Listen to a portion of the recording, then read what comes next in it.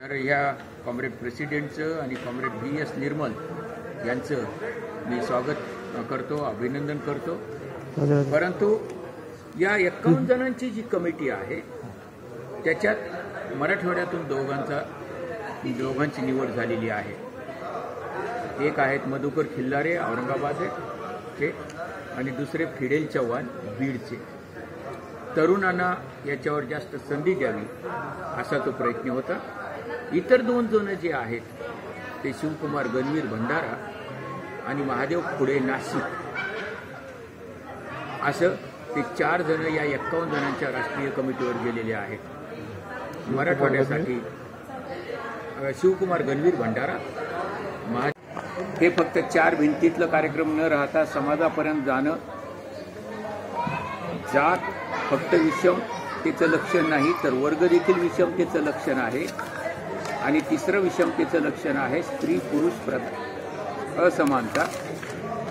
तर हे तिन्ही विषमतेच्या विरोधात पुढे जाण्यासाठी जरा संयुक्त कृती आवश्यक आहे असा संदेश आम्ही औरंगाबाद शहरात आणि महाराष्ट्रभर पसरवला। अमरावती, कोल्हापूर, भंडारा, गोंदिया, जळगाव, मुंबई इत्यादी ठिकाणची जिल्हा अधिवेशनं देखील झाली। अनेक इतर जिल्ह्यात वेगवेगळे कार्यक्रम झाले आणि शेवटी हे अधिवेशन इथं झालं। आमचे भारतीय कम्युनिस्ट पक्षाचे महासचिव कॉम्रेड D राजा यांनी उद्घाटन केलं, हे तुम्हाला माहीतच आहे। ज्या पद्धतीनं आम्ही उद्घाटन केलं, हे निळं आणि लाल एकत्र बांधला, तर ते मार्क्सवाद आणि आंबेडकरवाद हे एकजुटीनं पुढे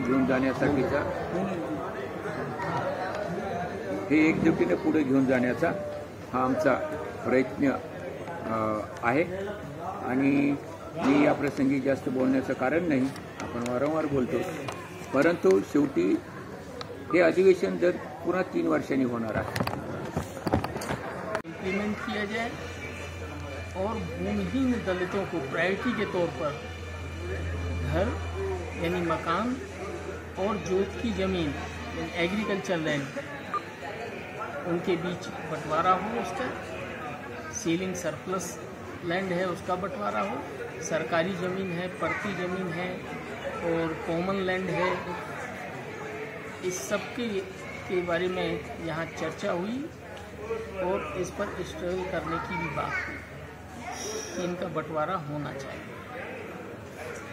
और संविधान पर जो आज हमला है, जो डॉक्टर भीमराव अंबेडकर ने संविधान के अंदर जो नीति निर्देशक सिद्धांत, डायरेक्टिव प्रिंसिपल्स जो लोगों की बेहतरी के लिए निर्धारित किए गए, उन पर कानून बनाने की बात हुई, इस पर चर्चा हुई।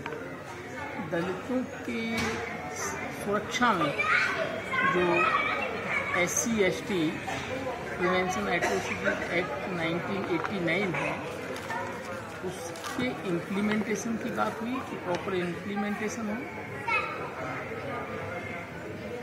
और देश भर में दलितों पर जो अत्याचार की घटनाएं हो रही हैं, इन सब पर चर्चा हुई।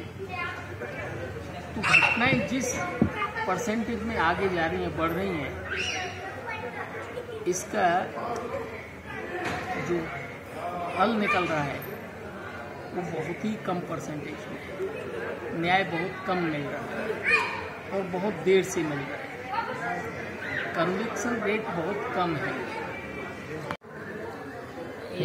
थोड़ा सा ये दलित राइट मूवमेंट कॉन्फ्रेंस, दलित अधिकार आंदोलन 2 दिन 18 और 19 दिसंबर 2 दिन यहाँ comrade G Mallesh memorial hall और कॉमरेड बुद्ध प्रिय कबीर नगर के अंदर संपन्न हुआ। इस सम्मेलन में भीमा कोरेगांव की जो घटना थी, उस घटना के बाद जितने भी लोग अभी पकड़े गए हैं, पहले तो उसकी निंदा की गई, भीमा कोरेगांव इंसिडेंट की, और जो लोग उसमें गिरफ्तार किए गए हैं उन्हें बिना शर्त रिहाई की मांग की गई। कि ये सभी लोगों को इन्हें रिहा किया जाना चाहिए जो 3 साल से जेल के अंदर यातना सह रहे हैं, और ये केस विड्रॉ होने चाहिए। दूसरा, इंटरनेशनल फाइनेंस का जो असर है देश पर, उसके खिलाफ प्रस्ताव दिया गया कि ये इंटरनेशनल फाइनेंस जो है वो देश को बर्बाद कर रहा है, इसे भी विड्रॉ किया जाना चाहिए। दूसरा है इस सम्मेलन में प्रस्तावों के अलावा 136 डेलीगेट्स थे पूरे देश से, जिसमें 26 साथियों ने 26 साथियों ने इसमें हिस्सा लिया बहस में।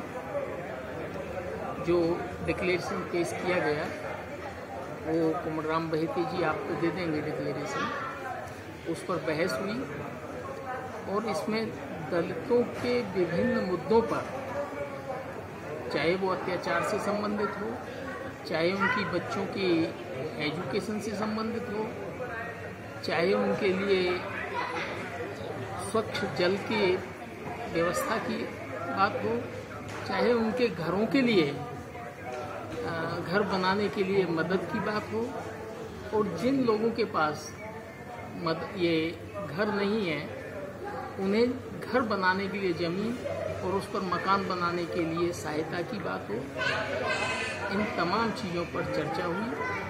और लँड रिफॉर्म्स औरंगाबाद आणि फिडेल चव्हाण बीड या 51 जणांच्या राष्ट्रीय कमिटी यांचा समावेश आहे। ते या आणि त्याच्यातही या 4 जणांमध्ये 2 जण मराठवाड्याचे आहेत, 1 जण त्यातला औरंगाबादचा आहे, त्याच्यामुळे आम्हाला अभिमान आहे राष्ट्रीय याच्या। आता राष्ट्रीय या 51 जणांमधून जे हे ऑफिस बेरर निवडण्यात आले 9 जण, त्याच्यात एक उपाध्यक्ष महाराष्ट्राचा आहे आणि ते आहेत कॉम्रेड महादेव खुडे नाशिकचे। ते आता जाण्याची गडबड असल्यामुळे ते नाशिकला निघून गेलेत, पण तेही इथं आले असते। आणि बाकीचे उपाध्यक्ष आहेत वगैरे सहसचिव आहेत। आणि या संदर्भातली माहिती त्यांचे कॉम्रेड VS निर्मल जनरल सेक्रेटरी यांनी आजची माहिती या संदर्भात प्रबोधन आपल्याला संबोधित करावं। पीर ए Ramamurthy, It is one thing.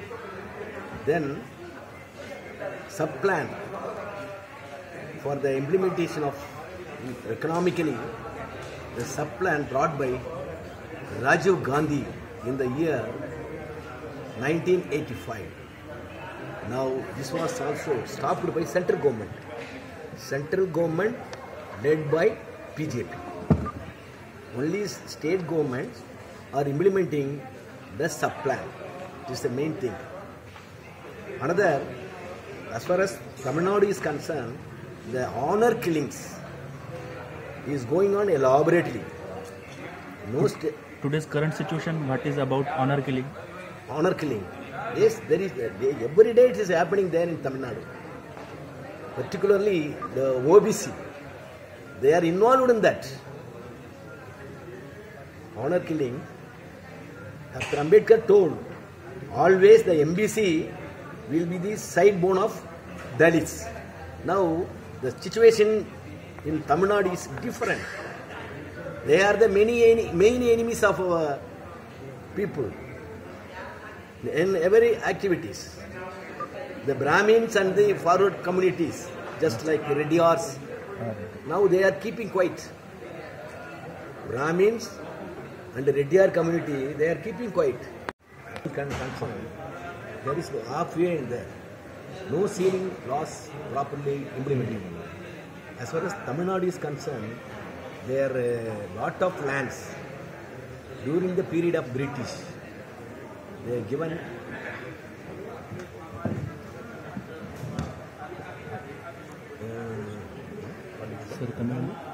के ऊपर जो अत्याचार होते हैं उसे रोकने के लिए आपके पास क्या प्लान है आगे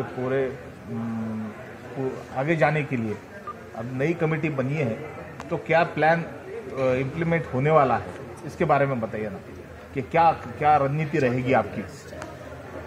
ये हमारे चार्टर ऑफ डिमांड्स का एक हिस्सा है जिसमें कि जहाँ भी दंगे होंगे, इस तरह की घटनाएं होंगी, वहाँ हमारी कमेटी जाएगी और पुलिस के साथ बात करके हर संभव कोशिश करेगी कि उनकी FIR हो, जो दोषी हैं उनके खिलाफ चार्जशीट हो और कोर्ट हम इसके लिए भी आंदोलन करेंगे कि कोर्ट्स के अंदर ये मुद्दे जो हैं वो कम समय में सुलझ जाए, न्याय जल्दी से जल्दी फास्ट ट्रैक कोर्ट की इसके लिए स्थापना हो।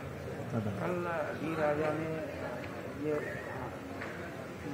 दुख और शोषण मार्च कहता है कि शोषण मुक्ति होनी चाहिए और कहते हैं कि दुःख मुक्ती होनी चाहिए। सेक्युलर गव्हर्नमेंटच राहिला अफूचा आणि हा मुद्दा धर्म ही अफूची गोळी आहे हे म्हटलंच, पण हे शेवटचं वाक्य होतं. त्याच्या अगोदर धर्म हा कष्टकऱ्याला कसा दिलासा देतो, त्यांना मनाला कसं समाधान देतो, त्यांच्या हृदयातला हे कसं उत्थानकारक आहे, असे ते सेंटेन्सेस आहे. धर्म हा कष्टकऱ्यासाठी असं समाधानकार देणारा आहे आणि शेवटी मार्क्स देतो की धर्म ही अफूची गोळी आहे, कारण की मग या धर्माच्या ह्याच्यातच जे गुंतवलं जातं ते आहे. आता ते कॉन्फ्लिक्ट होते का तुम्ही म्हणतात तसं आम्हाला वाटत नाही. तो बुद्ध धर्म स्वीकारला म्हणून कॉन्फ्लिक्ट होतं. जर समजा आजही बुद्ध धर्मवाले काही असं करत असतील की गौतम बुद्धाची पूजाच करत बसले असतील आणि मंदिरं उभारणार असतील आणि मूळ प्रश्न जे आहेत महागाई, बेरोजगारी आणि दलितावरचे अत्याचार आणि कष्टकऱ्यावरचे त्याच्यापासून दूर जात असतील तर निश्चितपणे उद्या आम्ही असंही म्हणू की हा धर्म देखील अफूची गोळी आहे, असं होऊ शकते. धर्म आप किस धर्म को मानते हैं, हिंदू धर्म, मुस्लिम धर्म या क्रिश्चियन धर्म, सिख धर्म, आप जिसको मानते हैं आप मानिए, मगर आप दूसरे पर मत. हमारा ये कहना है आप मंदिर जाइए, मस्जिद जाइए, जहाँ जाना चाहते हैं वहाँ जाइए, मगर इसको एक दूसरे पर मत थोपिए.